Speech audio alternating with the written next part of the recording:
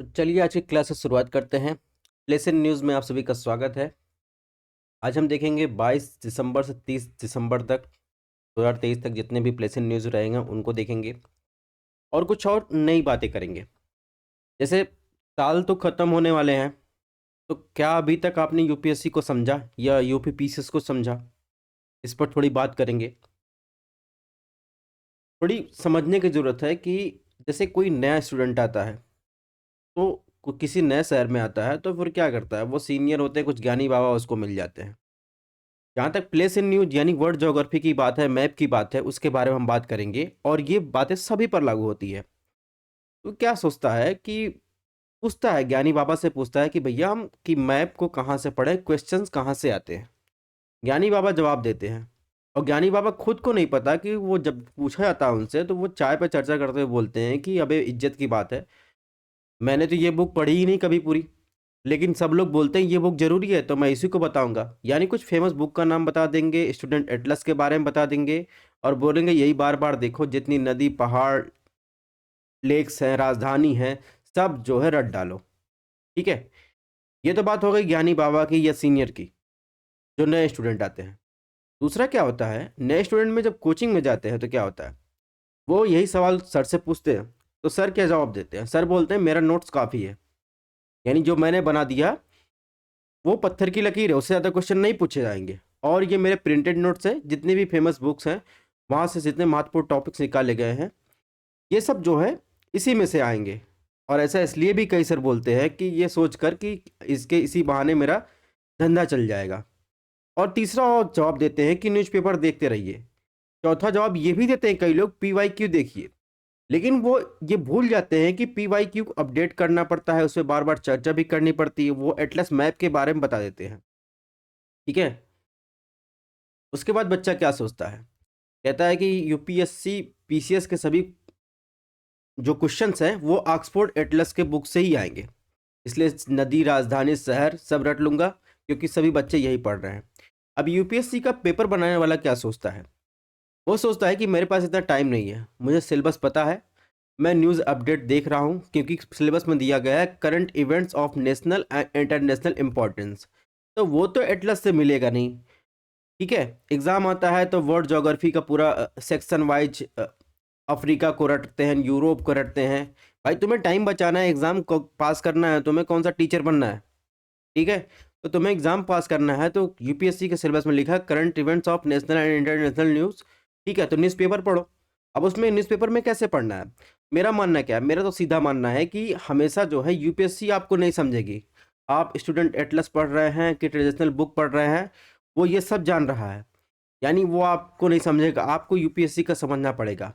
यानी केवल traditional books से काम नहीं चलेगा अगर आपको यूपीएससी प्रीलिम्स क्वालीफाई करना है। आपका बेसिक कॉन्सेप्ट क्लियर होना चाहिए। हाँ, स्टूडेंट एटलस बुक का यूज है, लेकिन जो न्यूज़ में प्लेसेस रहे, उसको देखने के लिए आप यूज करिए, ताकि आप अपने बेसिक ज्ञान से जहाँ पर अप्लाइड क्वेश्चन आते हैं, उसको सॉल्व कर सकें। ठीक है?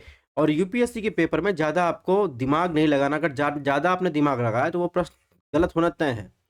और समय-समय पर जैसे आईफ़ोन 6 के साथ उसमें सॉफ्टवेयर आ जाता है, उसको हमेशा जो है अपडेट करते रहिए, ठीक है? फ़ोन चेंज करने की, बुक चेंज करने की ज़रूरत नहीं है, बस उसमें थोड़ा-सा अपडेशन करते रहिए न्यूज़पेपर के साथ। जैसे बात करें तो 2022 में क्वेश्चन पूछा गया कि निम्नलिखित देशों पर विचार कीजिए, उपर्युक्त में से तुर्की राज्यों के संगठन के सदस्य हैं Armenia, Azerbaijan, Croatia, Romania, Uzbekistan. ये फैक्ट बेस था, ठीक है? अब जो क्वेश्चन बना रहा है यूपीएससी का, वो कह रहा है कि मेरे पास इतना टाइम नहीं है सिलेबस पता करने का, मैं न्यूज़ अपडेट देखूँगा।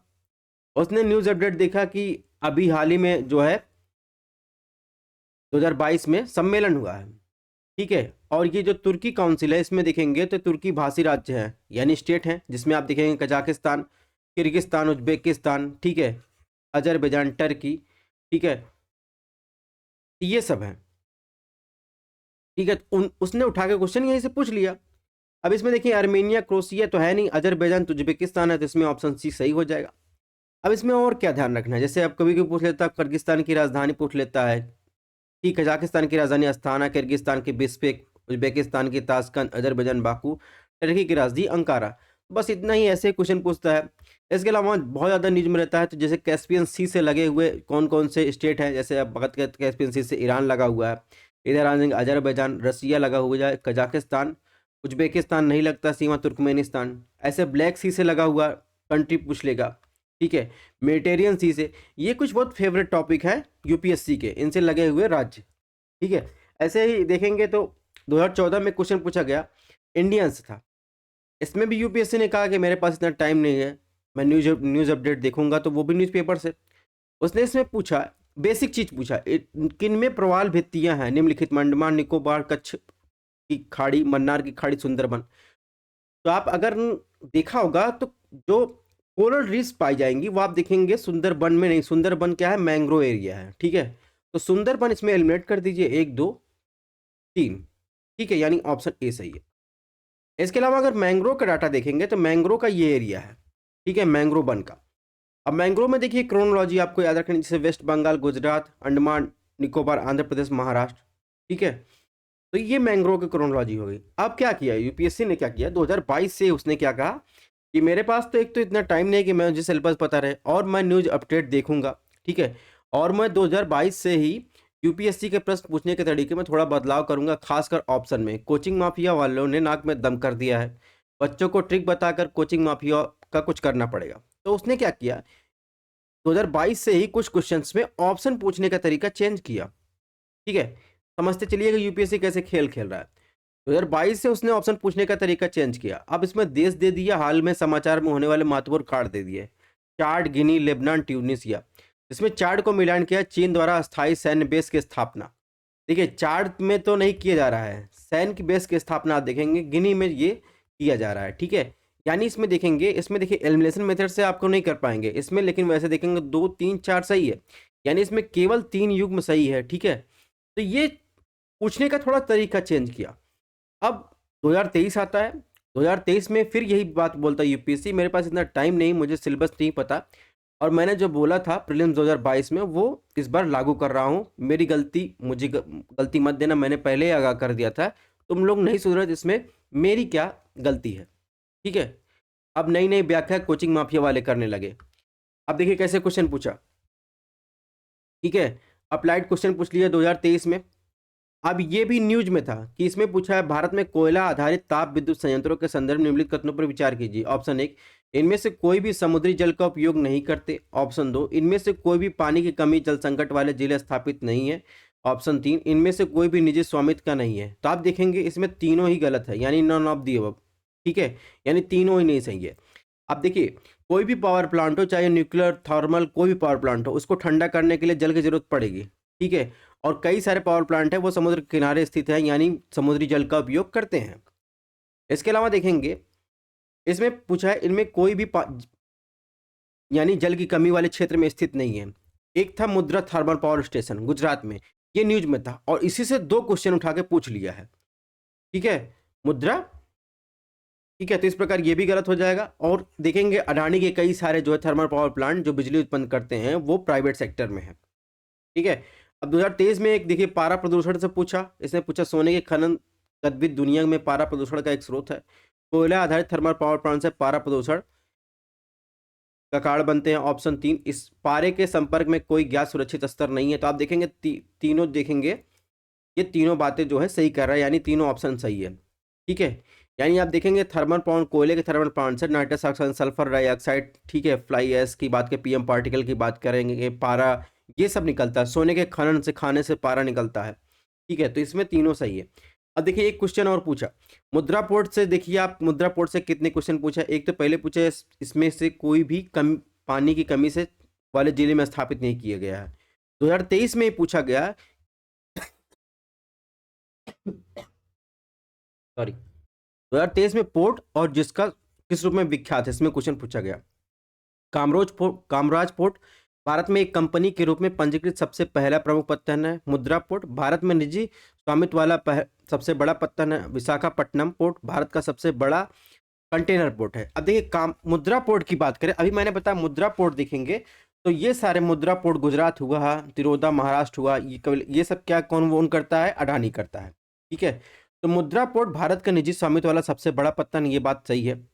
ठीक है। कामराज पोर्ट भारत का एक कंपनी के रूप में पंजीकृत सबसे पहला प्रमुख पत्तन, ये भी सही बात है। लेकिन विशाखापट्टनम पोर्ट देखेंगे सबसे बड़ा कंटेनर पोर्ट नहीं है। सबसे बड़ा कंटेनर पोर्ट आप देखेंगे JNPT यानी जवाहरलाल नेहरू पोर्ट नोवा सेवा है।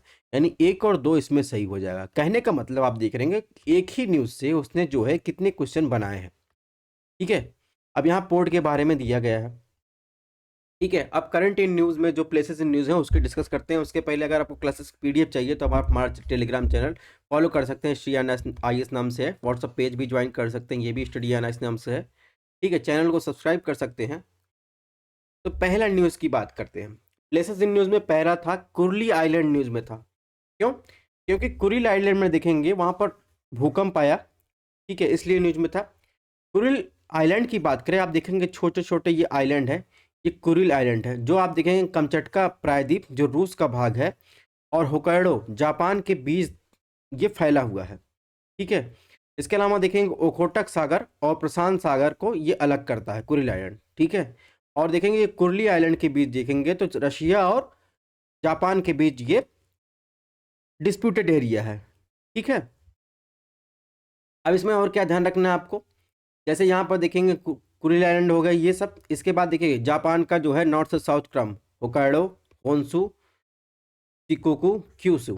ठीक है। इसके अलावा देखेंगे तो यहाँ पर आएंगे तो बहुत सारे जो है जापान के बाद ये क्यूशु के बाद आप देखेंगे बहुत छोटे छोटे आइलैंड है जो डिस्प्यूटेड है। जैसे आप देखेंगे रुक्यू आइलैंड, ठीक है, और इस सेंकुकू आइलैंड, ये सब क्या है, डिस्प्यूटेड है। ठीक है, जापान के और चाइना के बीच। इसके अलावा साउथ चाइना सी में देखेंगे पार्सल आइलैंड, ठीक है, स्पैटले आइलैंड, ये भी डिस्प्यूटेड रहता है, ये भी न्यूज में रहता है। अब हम ओकोटेक सी की बात कर रहे थे, ठीक है, कुरिल आइलैंड की बात कर रहे थे, तो यहाँ पे देखिए एक जलधारा है जिसे कहते हैं ओशियो जलधारा। तो ओशियो कही जलधारा है ठंडी जलधारा, क्यूरोशियो कही जलधारा है गर्म जलधारा। ठीक है, तो ये आपको ध्यान रखना है। नेक्स्ट जो है प्लेसेंट न्यूज की बात करें तो किलोनोवा विस्फोट, किलोनोवा विस्फोट न्यूज में था। किलोनोवा विस्फोट जो एक मॉडल है, ठीक है, ये क्या करता है, ये किलोनोवा विस्फोट के बारे में बताता है। इसमें क्या होता है, चुंबकीय विकिरणकार एक चमकीला विस्फोट होता है जो तब होता है जब दो न्यूट्रॉन तारे, एक न्यूट्रॉन तारा और एक तारिकी द्रव्यमान वाला ब्लैक होल से टकराते हैं और उसमें क्या करते हैं, विलीन हो जाते हैं। ठीक है, तो ये क्या है, किलोन एक्सप्लोजन। ठीक है, यानी एक न्यूट्रॉन तारा तब बनता है जब एक तारा जिसका द्रव्यमान सूर्य के द्रव्यमान से 1.44 गुना यानी 1.44 गुना चंद्रशेखर सीमा के अनुसार से अधिक होता है तो सुपरनोवा विस्फोट में अपने गैसीय आवरण को उड़ा देता है।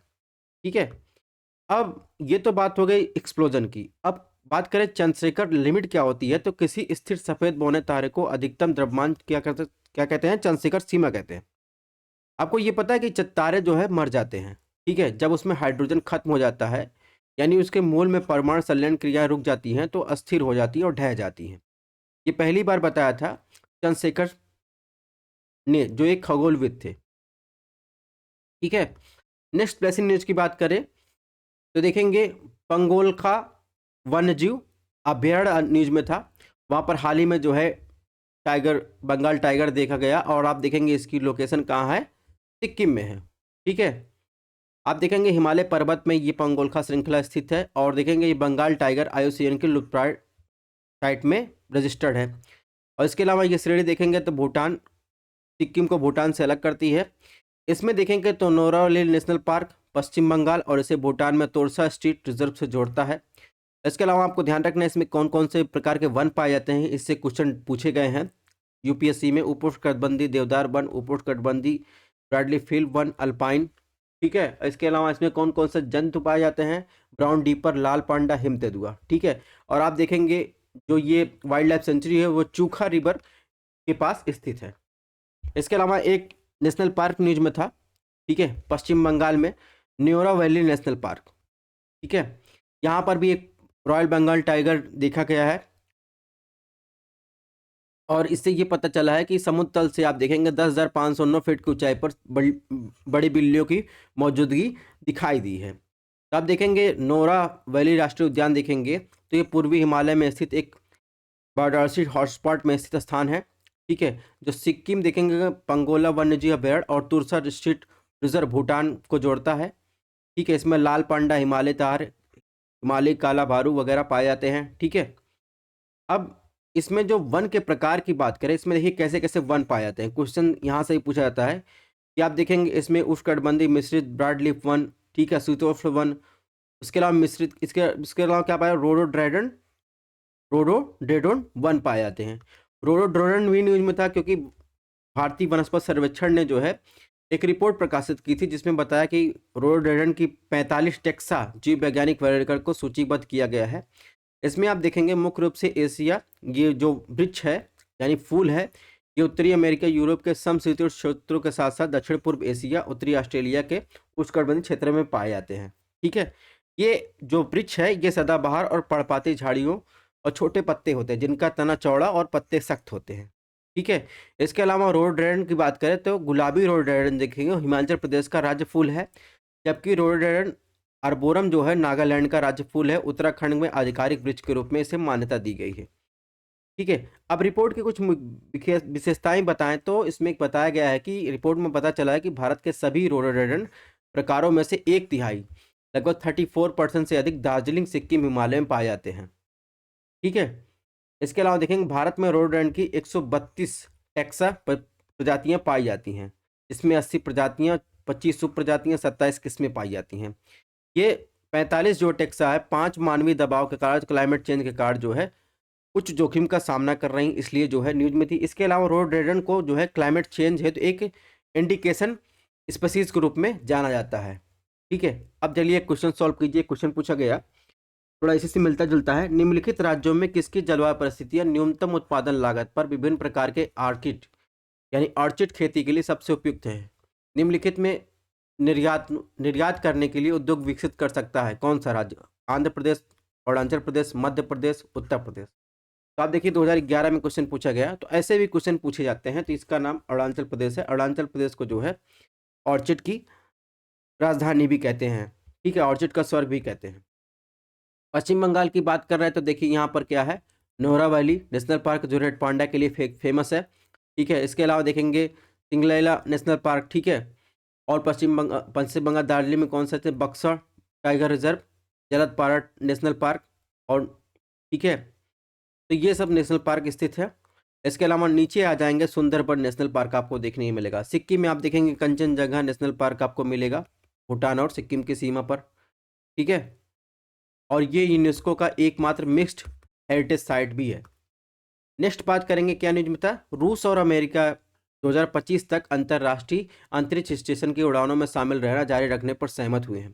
ठीक है, जो अंतर्राष्ट्रीय अंतरिक्ष स्टेशन है, आप देखेंगे पृथ्वी के चारों एक बड़ा अंतरिक्ष यान है जो एक घर के रूप में कार्य करता है। जो अंतरिक्ष यात्री जाते हैं अंतरिक्ष में वो यहाँ पर रुकते हैं। और इसमें देखेंगे ISS में भागीदार की देश की बात करें तो यूरोपीय देश की बात करें तो यूरोपीय देश USA, जापान, कनाडा, रूस, ये सब शामिल है। 1998 में ISS का पहला मॉड्यूल जरायु यानी सूर्योदय जिसका मतलब है लॉन्च किया गया था। ठीक है, नेक्स्ट प्लेस इन न्यूज की बात करें मलेशिया। मलेशिया की बात करें तो हाल ही में जो है प्रसार भारती भारत और रेडियो टेलीविजन ने मलेशिया के बीच सहयोग के लिए ज्ञापन समझौता को मंजूरी दी है। ठीक है, इसलिए मलेशिया की कैपिटल या मलेशिया का कैपिटल क्या है, कुलालुम्पुर। ठीक है, इसके अलावा मलेशिया देखेंगे तो प्रायद्वीपीय मलेशिया, पश्चिमी मलेशिया मलय प्रायद्वीप पे है, और पूर्वी मलेशिया आप देखेंगे मलेशिया तिमोर बोर्निया आइलैंड पर स्थित है। ठीक है, इसके अलावा देखेंगे तो इससे एक क्वेश्चन पूछा गया, एक बार क्वेश्चन पूछा गया, भारत और पूर्वी एशिया के बीच नेविगेशन का समय और दूरी निम्नलिखित में किसके द्वारा बहुत कम की जा सकती है? ऑप्शन 1 मलेशिया और इंडोनेशिया के बीच मलक्का जल मरुमध्य को गहरा करके, ऑप्शन 2 सियाम की खाड़ी और अंडमान सागर के बीच क्रा इस्तमज पर एक नई नहर खोलना। तो आप देखेंगे ये है स्टेट ऑफ मलक्का। ठीक है, अंडमान सी, और देखेंगे इधर आ जाएंगे तो आप देखेंगे फिलीपींस सी कह लीजिए, पैसिफिक ओशियन के बीच कह लीजिए। तो ये तो पहले से ही यहाँ पर बहुत ज़्यादा बिजीएस्ट रूट है। ठीक है, वहाँ के नेविगेशन और दूरी को कम करने के लिए इसको गहरा करना ऐसा कोई तुक तो है नहीं। ठीक है, तो ऑप्शन ये गलत हो जाएगा। आप देखेंगे यहाँ पर सियाम की खाड़ी है, यहाँ पर सियाम की खाड़ी है, और इधर आएंगे गल्फ ऑफ थाईलैंड के बीच देखेंगे फ्यूचर एक्सपेंशन करा कैनाल बनाई जा रही है। तो इससे क्या होगा, नेविगेशन और दूरी को कम किया जा सकता है, यानी इसमें ऑप्शन 2 सही है। तो आप देख रहे होंगे कैसे क्वेश्चन पूछे जाते हैं। नेक्स्ट क्वेश्चन था लैंटाना कैमरा। ठीक है, तो यह एक क्या है, इन्वेंसिव स्पीसीज है जो भारत में अत्यधिक जो है चिंता का विषय बनी हुई है। आप देखेंगे पहाड़ों में जाएंगे, उत्तराखंड में जाएंगे, हर जगह जाएंगे, इस प्रकार के फूल आपको देखने को मिलेंगे। ठीक है, यह ट्रॉपिकल जो है अमेरिकी झाड़ी है जो 18 के दशक में अंग्रेजों द्वारा जो है एक सजावटी पौधे के रूप में भारत लाई गई थी, और ये भागों के लिए जो है बहुत ज़्यादा खतरा उत्पन्न कर रही है। ठीक है, यानी आप देखेंगे इन्वेंसिव स्पीसीज जो है ऐसे जानवर होते हैं, पौधे, अन्य जीव होते हैं जिन्हें प्राकृतिक रूप से सीमा से बाहर लाया जाता है, जो देसी जैव विविधता इकोसिस्टम को जो है और ह्यूमन को नकारात्मक रूप से प्रभाव डालते हैं। तो ध्यान रखना, लैंटाना कैमरा क्या है, एक जो है पेड़ है, झाड़ी है जो बहुत ज़्यादा नुकसान कर रही है। नेक्स्ट प्लेस इन न्यूज़ की बात करें तो अंटार्कटिका न्यूज में था, तो वहाँ पर एक सर्पोलर धारा यानी एसीसी न्यूज में है। तो वैज्ञानिकों ने पता चला है सबसे तेज समुद्री धारा जिसे एसीसी के भीतर छिपी एक प्राचीन पानी के नीचे पर्वत श्रृंखला की खोज की है। इसे साउथ ओशियन में देखा गया है। ठीक है, एसीसी के बारे में बात करते हैं, एक महाधारा जो संपूर्ण विश्व में बहती है, अंटार्कटिका महाद्वीप घेरती है और अटलांटिक भारतीय प्रशांत महासागर के दक्षिणी भागों से होकर पूर्व की ओर बहती है। तो आपको इतना ही ध्यान रखना है। ठीक है, ज़्यादा टेक्निकल बैकग्राउंड में जाना नहीं है। नेक्स्ट बात करेंगे तो माइग्रेशन एंड मोबिलिटी एग्रीमेंट जो है न्यूज़ में था, यानी भारत और इटली जो है प्लेसेस न्यूज़ में थी। उसमें क्या हुआ, इटली और भारत के बीच समझौता हुआ है प्रवासन और गतिशीलता को लेकर।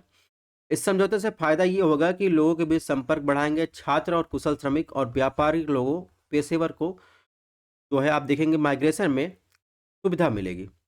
ठीक है, इसमें इटली में जो भी बच्चे शिक्षा के व्यवसायिक शिक्षा को पूरा करने के बाद भारतीय छात्र 12 महीने तक अस्थायी निवास की अनुमति दी जाएगी। ठीक है, तो इसलिए न्यूज में था। नेक्स्ट प्लेस इन न्यूज की बात करें, चिनार वाइल्ड लाइफ सेंचुरी। चिनार वाइल्ड लाइफ सेंचुरी में आप देखेंगे यूरेशियन उदबलाव यानी यूरेशियन ओटर पाया गया। ठीक है, यूरेशियन ओटर जो होता है एक बहुत शर्मीला और रात्रिचर अच्छा तैराक मछली पकड़ने वाला एक जीव है, और ये देखेंगे तो स्थल और जल दोनों पर आपको मिलेगा। इसके अलावा दलदल दलदल झींगों पर आपको मिल जाएगा। और इसका आप देखेंगे यूरेशियन ओटर का जो है आप देखेंगे डिस्ट्रीब्यूशन देखेंगे तो यूरोप, एशिया, अफ्रीका में आपको देखने को मिलेगा। IUCN की ये खतरे की लिस्ट में शामिल है और वन्य जीव वाइल्ड लाइफ प्रोटेक्शन एक्ट के शेड्यूल फर्स्ट में, ठीक है, एनेक्स फर्स्ट में जो है ये शामिल है। आप देखेंगे ये खतरे में है क्योंकि आप देखेंगे प्रदूषण, अवैध शिकार, निवास स्थान को नुकसान, ये सब जो है इसलिए जो है खतरे में। चिनार वाइल्ड लाइफ सेंचुरी की बात करेंगे तो आप आ जाएंगे केरला में, तो यहाँ पर है चिनार वाइल्ड लाइफ सेंचुरी। ठीक है, IUCN की बात करें, थोड़ा IUCN की बात कर ले तो हेडक्वार्टर कहाँ है, स्विट्जरलैंड ग्लैंड में।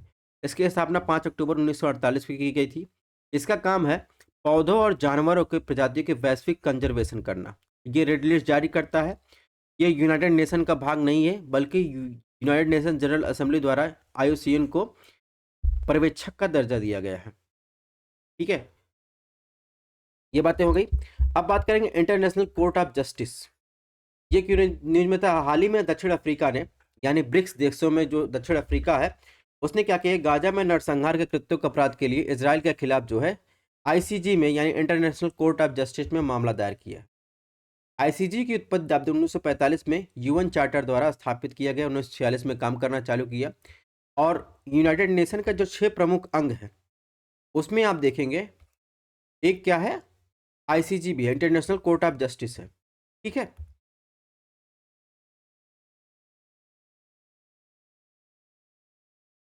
और इसका काम क्या है, राज्यों द्वारा प्रस्तुत कानूनी विवादों का निपटारा करना, कानूनी प्रश्नों को हल करना। इसमें 15 न्यायाधीशों की नियुक्ति की जाती है जो पुनः चुनाव के लिए प्राप्त होते हैं।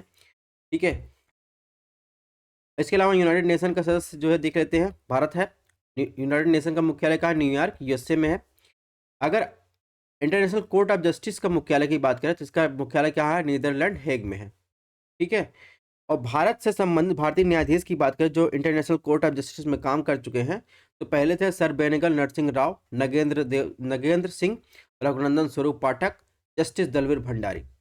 अब आपने तो ये इंटरनेशनल कोर्ट ऑफ जस्टिस का नाम सुन लिया।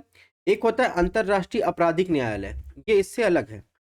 ठीक है, ये स्वतंत्र अंतर्राष्ट्रीय संगठन है और विश्व का पहला अस्थायी अंतर्राष्ट्रीय आपराधिक न्यायालय है। इसका मुख्यालय देखेंगे द हेग, नीदरलैंड में स्थित है। 1998 में स्थापित किया गया। दोनों का मुख्यालय द हेग, नीदरलैंड में है। इसका काम है नरसंहार, युद्ध अपराध, मानवता के खिलाफ अपराधों सहित गंभीर अंतर्राष्ट्रीय अपराधों के खिलाफ मुकदमा दर्ज करना अंतिम मुकाबले के रूप में काम करना। भारत इसका सदस्य देश नहीं है, जबकि आप देखेंगे इंटरनेशनल कोर्ट ऑफ जस्टिस का भारत सदस्य है। ठीक है, तो आईसीसी यानी अंतर्राष्ट्रीय आपराधिक न्यायालय आप देखेंगे ये संयुक्त राष्ट्र से संबंधित नहीं है। ठीक है, अब आपका आईसीसी यानी इंटरनेशनल जो आपराधिक न्यायालय है और इंटरनेशनल कोर्ट ऑफ जस्टिस में क्या अलग है। यानी आईसीजे जो है के विपरीत आईसीसी जो है देखेंगे यानी अंतर्राष्ट्रीय आपराधिक न्यायालय ये यूएन का हिस्सा नहीं है। ठीक है, आईसीजी जो है ये संयुक्त राष्ट्र के 6 प्रमुख अंगों का एक है। ये मुख्य रूप से राष्ट्रों के बीच विवादों को सुनता है। 1945 में स्थापित किया गया। इस न्यायाधीश दलवीर भंडारी भारत के इसके सदस्य हैं। जबकि दूसरी ओर अंतर्राष्ट्रीय आपराधिक न्यायालय ये व्यक्तियों पर मुकदमा चलाती है। इसका अधिकार किसी राज्य सदस्य ऐसे नागरिकों द्वारा किए गए अपराधों तक फैला हुआ होता है। ठीक है, तो ये तो बात हो गई आईसीसी की। नेक्स्ट जो है प्लेस इन न्यूज की बात करें तो एक मेलवेयर न्यूज में था। ठीक है, जिसे हिंदी में तो गिरगिट ट्रोजन कहते हैं, इंग्लिश में कहते हैं कैमलियन ट्रोजन। ठीक है, तो हाल ही में देखेंगे साइबर सुरक्षा शोधकर्ताओं ने एक नए मालवेयर के बारे में चेतावनी दी है जो आप देखेंगे एंड्रॉयड ऐप से जुड़ा होता है। ठीक है, और एक कोडिंग से चलता है। ये फ़ोन का पिन चुराने के लिए फिंगरप्रिंट, फेस अनलॉक जैसे बायोमेट्रिक प्रमाणिक आदि विधियों को निष्क्रिय करने के लिए इसे उपयोग किया जाता है। ठीक है, तो आपको ध्यान रखना है कैमलियन ट्रोजन क्या है, एक मॉलवेयर है, ये आपको ध्यान रखना है। नेक्स्ट प्लेस इन न्यूज की बात करें तो निकारागुआ। ठीक है, निकारागुआ इसलिए न्यूज में था हाल ही में जो है देखेंगे भारतीयों को ले जा रहे निकारागुआ जा रहे विमान को जो है मानव तस्करी की चिंता के कारण फ्रांस में रोक लिया गया था, इसलिए न्यूज में था। आप देखेंगे निकारागुआ मिडिल अमेरिका में आप देखेंगे एक देश है। ठीक है, इसके सीमावर्ती राज्य होंडुरस, ठीक है, कोस्टारिका, इसके अलावा आप देखेंगे और इधर आएंगे उसके नीचे पैनामा है। सीमावर्ती वाटर बॉडीज की बात की इधर आएंगे कैरेबियन सी। ठीक है, और पूर्व में आएंगे तो सॉरी पश्चिम में प्रशांत महासागर है। ठीक है, ज्वालामुखी की बात करें इसमें एक ज्वालामुखी है मोमोटोबा, सैन क्रिस्टोबल, ये सब ज्वालामुखी है। नेक्स्ट प्लेस इन न्यूज़ की बात करें तो हाल ही में देखें भारत ने जो है लाल रेड सी में आप देखेंगे वहाँ पर INS Mormugao, INS Kochi, INS Kolkata को जो है अरब सागर में तैनात किया है, क्योंकि वहाँ पर भारत देखेंगे जहाज़ों पर बढ़ते हमलों की वजह से जो है भारतीय नौसेना द्वारा ये तैनात किया गया है। ठीक है, इसके अलावा देखेंगे हाल ही में जो है अमेरिका क्षेत्र ने एक सुरक्षित गलियारा बनाने के लिए एक नौसैनिक गठबंधन ऑपरेशन प्रॉस्पेरिटी गार्जियन शुरू किया है। ठीक है, ये भी आपको ध्यान रखना है। 2009 में जिबूती आचार संहिता के अंतर्राष्ट्रीय समुद्री संगठन के तहत अपनाया गया था। ठीक है, लाल सागर के बारे में बात करें तो लाल सागर सबसे खारे जल निकायों में से एक है। ठीक है, और यह अफ्रीका और एशिया के बीच हिंद महासागर का प्रवेश द्वार भी है। ठीक है, ये रेड सी है। अगर आपसे पूछा जाए दुनिया का सबसे ज़्यादा खारा पानी की झील कहाँ है तो लेक वॉन है, टर्की में है। ठीक है, सेकंड नेक्स्ट नंबर पर डेड सी आएगा इसराइल में। ठीक है, उसके बाद आया ग्रेट साल्ट लेक उटाह प्रांत में यूएसए में। तो ये क्रम आपको ध्यान रखना है। इसके अलावा देखेंगे स्वेज नहर की बात करें। ठीक है, ये स्वेज कैनाल है, तो आप देखेंगे बाब अल मंडे जलमर्ग तक फैला हुआ है। ठीक है, और यहाँ से देखेंगे पूरे ग्लोबल ट्रेड का 12% जो है यहीं से होता है। अधिकांश तेल आपको देखेंगे यहीं से एक्सपोर्ट होता है। ठीक है, तो ये तो बात हो गई रेड सी की। नेक्स्ट स्पीसीज एक न्यूज थी जंपिंग स्पाइडर। तो केरल और तमिलनाडु न्यूज में था क्योंकि वहाँ पर जंपिंग स्पाइडर की 2 नई प्रजातियाँ पाई गई है। ठीक है, तो आप देखेंगे अफ्रा फैलिसस प्रजाति से संबंधित है। देश में अब तक इन जीन्स के संबंधित केवल 3 प्रजातियाँ खोजी गई हैं। इनकी विशेषता है कि यह गहरे भूरे रंग के आवरण से युक्त होती हैं, पेट हल्के भूरे रंग का होता है। इसके अलावा अफ्रीका और ऑस्ट्रेलिया में व्यापक रूप से फैले हुए हैं और हाल ही में केरल और तमिलनाडु में देखे गए हैं। नेक्स्ट प्लेस इन न्यूज में देखेंगे दुनिया का सबसे पुराना ज्ञात किला खोजा गया है और ये देखेंगे साइबेरिया में खोजा गया है। वहाँ पर अमान्या नदी के किनारे ये पाया गया है और ऐसा कार्बन डेटिंग से पता लगा कि 8000 साल पहले ये किला बनाया गया था। ठीक है, नेक्स्ट प्लेस इन न्यूज में देखेंगे Pong dam wild life century यानी PWS जो है न्यूज में है। तो पोंग डैम की लोकेशन आप देखेंगे यहाँ पर हिमाचल प्रदेश में है और पर्यावरण वन जलवायु परिवर्तन मंत्रालय ने अधिसूचना जारी करके आप देखेंगे Pong dam wild life century के 1 किलोमीटर के आसपास क्षेत्र को इको सेंसिटिव जोन घोषित किया, इसलिए न्यूज में था। जहाँ पर आप देखेंगे कोई भी क्षेत्र अगर इको सेंसिटिव जोन घोषित हो जाता है तो वहाँ पर कोई कमर्शियल एक्टिविटी नहीं होती है। आप देखेंगे पोंग डैम हिमाचल प्रदेश के कांगड़ा जिले में स्थित है।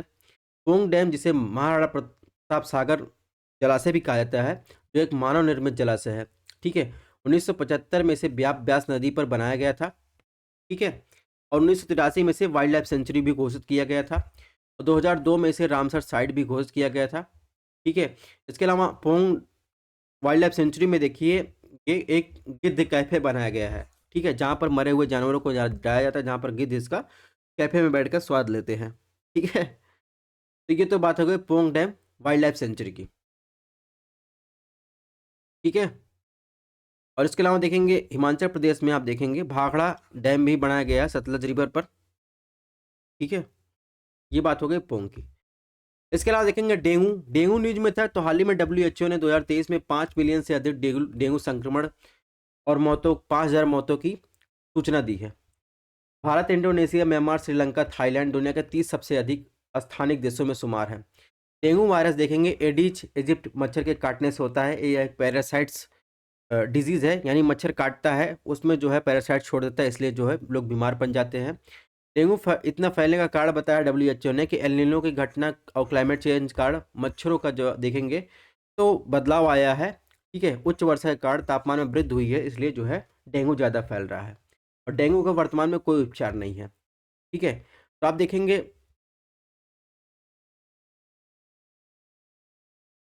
अब कुछ संक्रामक रोग की बात करें तो सिंपल इन्फेक्शन डिजीजेस जीवाणुओं के द्वारा देखेंगे टेटनस, हैजा, डिप्थीरिया, काली खांसी, प्लेग, टीबी। ठीक है, क्षय रोग जिसे कहते हैं टाइफाइड, कुष्ठ रोग, विषाणुओं द्वारा रेबीज जिसे हाइड्रोफोबिया, छोटी मात्रा खसरा, पोलियो। ठीक है, प्रोटोजोआ से संबंधित होने वाले लोग मलेरिया, पेचिस, पायरिया, कालाजार, निद्रा रोग। कृमिजन रोग की बात करें तो मलेरिया, टीनियस और एस्केर्सिया। ये जो है आपको ध्यान रखना है। नेक्स्ट न्यूज की बात करें तो एंडोसल्फान न्यूज में था। ठीक है, तो एनजीटी ने केरल के कासरगोड जिले में आप देखेंगे पहाड़ी इलाकों में एंडोसल्फान डंप करने पर केंद्र सरकार और कर्नाटक सरकार और केरल सरकार नोटिस जारी की है। एंडोसल्फान की बात करें तो ये एक ऑर्गेनोक्लोरिक कीटनाशक है, जिसका उपयोग आप देखेंगे सोया, चावल, गेहूं, सब्जियों, फल आदि में आप देखेंगे कपास सहित में विभिन्न प्रकार के फसलों में जो कीड़े और घुनों से नियंत्रित करने के लिए किया जाता है। इसके अलावा देखेंगे जो इंडोसल्फान है रॉटरडम कन्वेंशन के तहत देखेंगे कार्बनिक प्रदूषकों पर स्टॉकहोम कन्वेंशन दोनों के तहत सूचीबद्ध किया गया है। ठीक है, और इससे आप देखेंगे इसके प्रभाव लगातार संपर्क रहने से प्रजनन संबंधी समस्याएं आती हैं, और ठीक है मनुष्य का तंत्र प्रभावित होकर कैंसर हो सकता है। ठीक है, कई जगह इसको बैन किया गया है। ठीक है, तो ये भी आपको देखना है। इसके अलावा त्रिपुरा न्यूज में था, तो हाल ही में एशियन डेवलपमेंट बैंक ने लोन दिया है त्रिपुरा को $100 मिलियन का, और जिससे वो शहरी सेवाओं पर्यटन सुविधाओं में सुधार करेगा। तो बात करें एशियन डेवलपमेंट बैंक की, तो उसका मुख्यालय मनीला फिलीपींस में इसे 1966 में इस्टेब्लिश किया गया था। इसके 68 मेंबर हैं, 49 जो है एशिया के हैं। ठीक है, और इंडिया भी इसका मेंबर है, और अदर जो है पैसिफिक ओशियन में है। इसका काम है डेवलपिंग और डेवलप कंट्री के एशिया में और एशिया के बाहर भी जो है विकास कार्यों को प्रोत्साहन देना। यूएसए और जापान इसके लार्जेस्ट शेयर होल्डर हैं। इसके बाद देखेंगे चाइना और इंडिया का नंबर आता है। ठीक है, नेक्स्ट देखेंगे तो नामदफा फ्लाइंग स्क्वायरल में न्यूज में था, तो नामदफा नेशनल पार्क न्यूज में था। आप देखेंगे नामदफा नेशनल पार्क आप देखेंगे कहाँ पे है, अरुणाचल प्रदेश में है। तो 42 साल बाद वहाँ पर जो इस फ्लाइंग स्क्वायरल देखने को मिली है, इसलिए न्यूज में था। फ्लाइंग स्क्वायरल एक रात्रिचर पूर्वोत्तर भारत का एक स्थानिक स्तनपायी है। यह गंभीर रूप से संकटग्रस्त प्रजाति में सूची में शामिल है। ठीक है, और ये केवल नामदफा राष्ट्रीय उद्यान में ही पाया जाता है। ठीक है, और वाइल्ड लाइफ प्रोटेक्शन एक्ट 1972 के तहत शेड्यूल फर्स्ट और सेकंड के तहत संरक्षित है। ठीक है, नामदफा टाइगर रिजर्व में या नामदफा नेशनल पार्क में सदाबहार वन, नम पर्णपाती वन, उपोष्णकटिबंधीय वन, शीतोष्ण वन और अल्पाइन बायोम पाए जाते हैं। ठीक है, और इस नेशनल पार्क की बात करें तो इंडिया का 4th लार्जेस्ट नेशनल पार्क है। पहले पर हेमिस नेशनल पार्क, ठीक है, दूसरा पर डेजर्ट नेशनल पार्क, ठीक है, तीसरा गंगोत्री नेशनल पार्क, उसके बाद चौथे पर आप देखेंगे नामदफा नेशनल पार्क। इस नेशनल पार्क को 1983 में इस्टेब्लिश किया गया था। इसके बाद उसी साल जो है इसे टाइगर रिजर्व घोषित कर दिया गया, और इसके अलावा देखेंगे टेंटेटिव लिस्ट में जो है यूनेस्को वर्ल्ड हेरिटेज साइट में इसे डाला गया है। अरुणाचल प्रदेश के अनप्रोटेक्टेड एरिया की बात करें तो Pakke wild life sanctuary, Mouling national park, Kamlang national park, Itanagar wild life sanctuary और eagle nest wild life sanctuary. ठीक है, नेक्स्ट न्यूज की बात करें तो सलवार जोडोम न्यूज में था। तो हाल ही में एनएचआरसी ने गृह मंत्रालय और 6 राज्यों के सल्वाजुडुम पीड़ितों के बारे में जानकारी निर्देश दिया है। सल्वाजुडुम का शाब्दिक अर्थ गोंडी भाषा में होता है शुद्धिकरण शिकार। ठीक है। एक मिलिशिया और उसे था जिस छत्तीसगढ़ के माओवादी विरोधी अभियान के तहत तैनात किया गया, यानी कहने का मतलब कि मिलिट्री गुप्ता जिसे सल्वाजुडुम कहते हैं। ठीक है। इसके अलावा देखेंगे नंदिनी सुंदर बनाम छत्तीसगढ़ राज्य मामले में सुप्रीम कोर्ट द्वारा प्रतिबंधित किए जाने से पहले 2005-2006 के बीच ये चालू था। ठीक है। तो सल्वाजुडुम क्या है? एक मिलिट्री ग्रुप था जो माओवादियों से लड़ने के विरुद्ध ये तैयार किया गया था। नेक्स्ट न्यूज की बात करें, पपुआ न्यू गिनी जो न्यूज में है। ठीक है। हाल ही में जो है वहाँ पर ज्वालामुखी विस्फोट हुआ, भारत द्वारा $1 मिलियन की सहायता दी गई, इसलिए न्यूज में था। तो माउंट उलनोवा ने पपुआ न्यू गिनी के लोगों को प्रभावित किया है। ठीक है। आप देखेंगे दक्षिण पश्चिमी प्रशांत महासागर में एक आइलैंड है। ठीक है। कोरल सागर और दक्षिण प्रशांत सागर के बीच स्थित है। इसके अलावा इसके पश्चिम में आप देखें इंडोनेशिया, दक्षिण में ऑस्ट्रेलिया, पूर्व में सोलोमन आइलैंड है। ठीक है। तो ये तो बात हो गई पपुआ न्यू गिनी की। नेक्स्ट न्यूज की बात करें, ब्लैक टाइगर मेलेस्टिक टाइगर ये न्यूज में था, और ये देखेंगे प्लेस जो न्यूज में था सिमलीपाल टाइगर रिजर्व। तो आप देखेंगे केंद्र सरकार के अनुसार मेलेस्टिक बाघ केवल उड़ीसा के सिमलीपाल टाइगर रिजर्व में दर्ज किए गए हैं। यहाँ पर देखिए सिमलीपाल टाइगर रिजर्व की लोकेशन है उड़ीसा की। ठीक है। उसके नीचे आएंगे भितरकनिका नेशनल पार्क। ठीक है। तो अखिल भारतीय बाघ अनुमान 2022 के अनुसार एसटीआर यानी सिमलीपाल टाइगर रिजर्व में 16 बाघों में से 10 बाघ मेलेस्टिक से पीड़ित हैं। ये देखिए मेलेस्टिक होता क्या है, ये देखेंगे तो एक जीन में उत्परिवर्तन कारण बाघों पर काले धारियां पड़ जाती हैं। ठीक है। और एसटीआर दुनिया में मेलेस्टिक बाघों का एकमात्र आबादी का आश्रय स्थल है। ठीक है। और इसे देखेंगे तो इस दूर करने के लिए वन्यजीव आवासों को एकीकृत विकास के लिए केंद्र प्रायोजित योजना चलाई जा रही है, जिसके तहत जो है आप देखेंगे स्टेट गवर्नमेंट और सेंट्रल गवर्नमेंट दोनों वित्त यानी फाइनेंस कर रहे हैं। नेक्स्ट न्यूज में था आप देखेंगे सफेद पेट वाला समुद्री चील यानी व्हाइट प्लेट सी ईगल। तो हाल ही में देखेंगे तटीय आवासों में देखेंगे तिरुचिरापल्ली तमिलनाडु में असमान रूप से देखा गया। ठीक है। भौगोलिक सीमा की बात करें कहाँ कहाँ पाया, तो उत्तर से दक्षिण चीन और ऑस्ट्रेलिया में तस्मानिया सी, और पूर्व में भारत के न्यू गिनी तक ये पाया जाता है। ठीक है। समुद्र के पास और स्थलीय आवास पर विशेष रूप से तटों और द्वीपों पे रहता है। ठीक है। ठीक है। तो IUCN की ये लिस्ट कंसर्न लिस्ट में शामिल है, तो इसलिए ये न्यूज में था सफ़ेद पेट वाला समुद्री चील। नेक्स्ट बात करेंगे R21 Matrix M malaria vaccine. तो WHO ने ऑक्सफोर्ड यूनिवर्सिटी और सीरम इंस्टीट्यूट ऑफ इंडिया द्वारा विकसित दूसरी malaria vaccine R21 Matrix M, जिसकी एक्यूरेसी जो देखेंगे 75% को प्री क्वालिफाइड कर दिया है। ठीक है। यानी इसे देशों के लिए व्यापक रोल आउट करने के लिए वैक्सीन खरीदने का रास्ता साफ हो जाएगा। और RTS-01 वैक्सीन 2022 में प्री क्वालिफिकेशन प्राप्त करने वाली पहली वैक्सीन है। मलेरिया के बारे में बात करें तो मलेरिया जो है प्लाज्मोडियम परजीवी पैरासाइट से कारण होता है। इनमें 2 प्रजातियां होती हैं, एक होता है पी पॉल्सीपेरम, दूसरा होता है पीवैक्स। सबसे बड़ा खतरा पैदा करती है।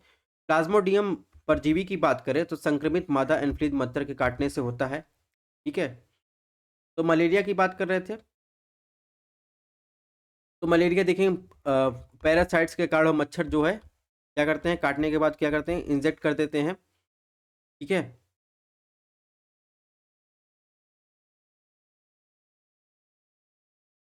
तो इससे जी क्या होता है, मलेरिया फैल जाता है।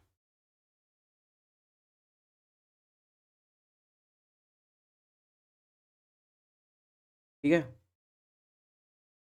अब थोड़ा सा 1 मिनट का ब्रेक लेंगे।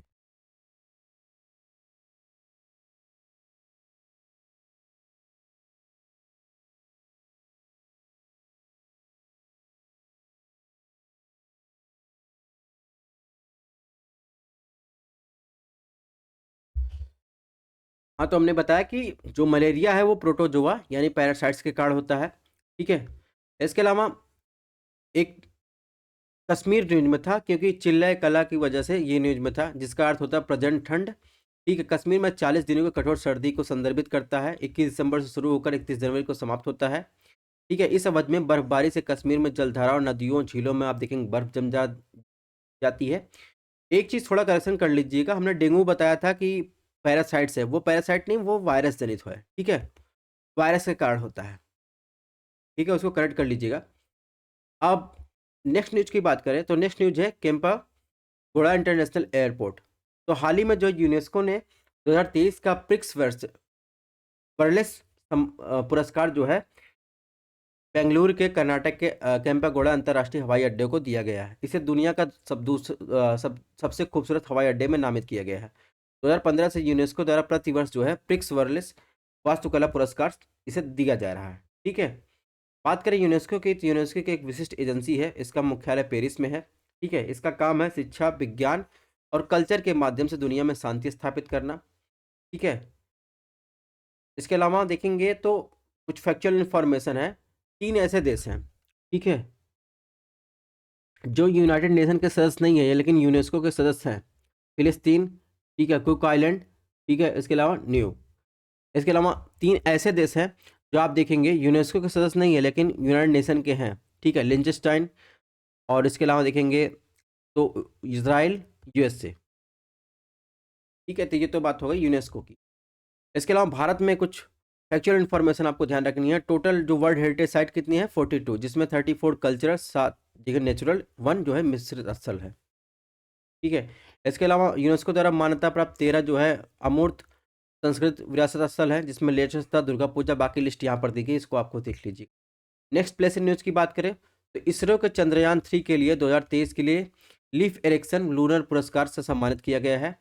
ठीक है, आइसलैंड के हुसाविक एक्सप्लोरेशन म्यूजियम द्वारा ये वार्षिक पुरस्कार दिया जाता है। ठीक है, तो आइसलैंडिक खोजकर्ता थे लीफ एरिक्सन, उनके नाम पर रखा गया, जिन्हें उत्तरी अमेरिका में उतरने वाला पहला यूरोपीय माना जाता है। 2023 का पुरस्कार आप देखेंगे तो साउथ पोल पर इसरो द्वारा पहली सॉफ्ट लैंडिंग का जश्न मनाने के लिए उसको दिया गया है, उसकी बड़ी उपलब्धि है। ठीक है, अब बात करें इसरो की। इसरो का मुख्यालय कहाँ है? बेंगलुरु में। तो पहले इसे क्या कहा जाता था? पहले भारतीय राष्ट्रीय अंतरिक्ष अनुसंधान समिति कहा जाता था। 1962 में इसकी स्थापना की गई थी। 15 अगस्त 1969 को इसे इसरो